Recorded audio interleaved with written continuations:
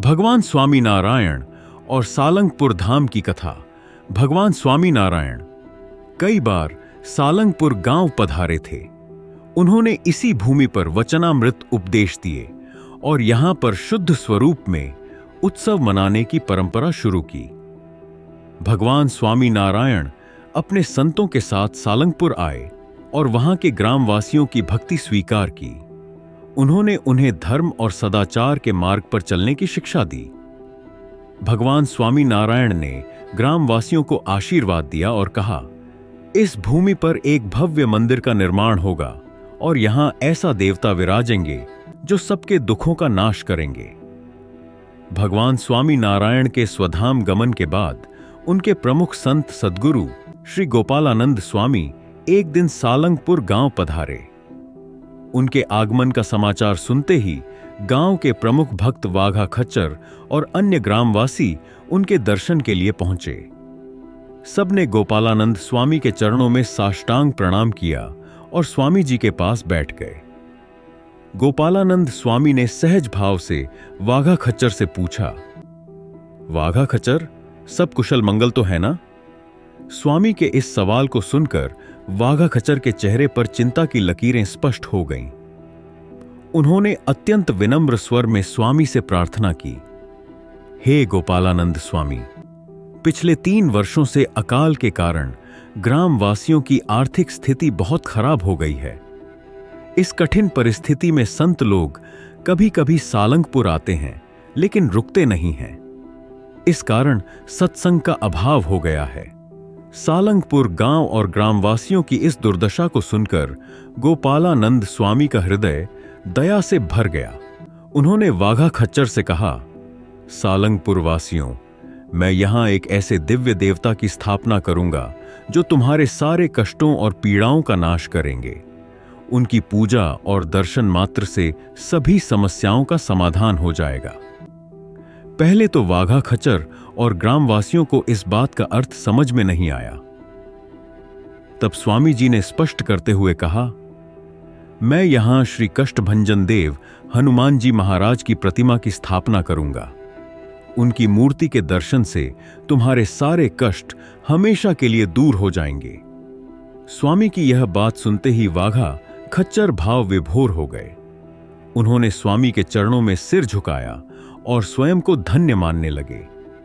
इसके बाद स्वामी जी ने स्वयं हनुमान जी की मूर्ति का चित्र तैयार किया और शिल्पकार कंजी मिस्त्री को मूर्ति बनाने का निर्देश दिया। मूर्ति निर्माण और मंदिर निर्माण का कार्य आरंभ हो गया। परमार्थ मूर्ति सद्गुरु गोपालानंद स्वामी के नेतृत्व में जो भी कार्य होता था उसमें कोई बाधा नहीं आ सकती थी। मूर्ति और मंदिर का निर्माण पूरा होने के बाद संवत 1905 के आसोवद पंचमी के दिन शास्त्र विधि के अनुसार श्री कष्टभंजन देव हनुमान जी महाराज की प्रतिष्ठा का महाउत्सव आयोजित किया गया। प्रतिष्ठा के दौरान गोपालानंद स्वामी ने यष्टिका टेकने की लकड़ी को अपनी ठोड़ी से टेकते हुए मूर्ति में प्राण प्रतिष्ठा करने के लिए त्राटक विधि आरंभ की। उन्होंने हनुमान जी का आवाहन किया।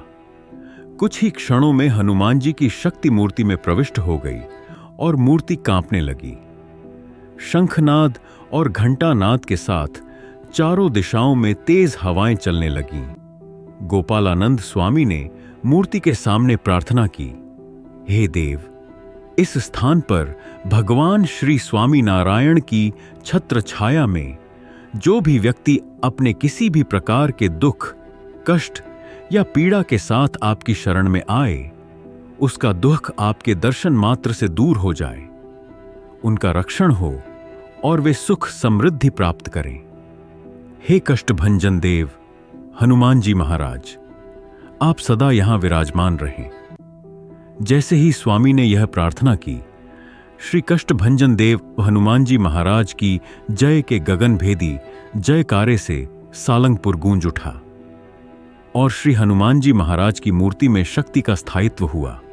इसके बाद स्वामी जी ने अपनी यष्टिका टेकने वाली लकड़ी देते हुए कहा, यदि कोई उपद्रव या कष्ट किसी भी प्रकार से दूर न हो तो इस यष्टिका से स्पर्शित जल को छिड़कने मात्र से तुरंत उपद्रव शांत हो जाएगा।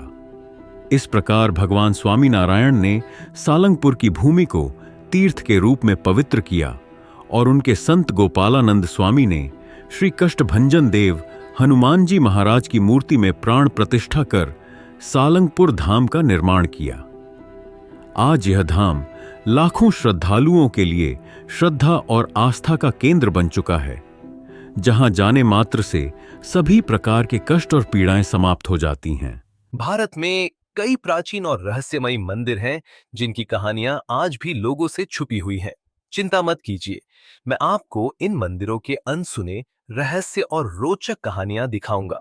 अगर आप किसी खास मंदिर की कहानी या रहस्य जानना चाहते हैं तो कमेंट में बताइए, मैं उस मंदिर की पूरी कहानी और इतिहास लेकर आऊंगा।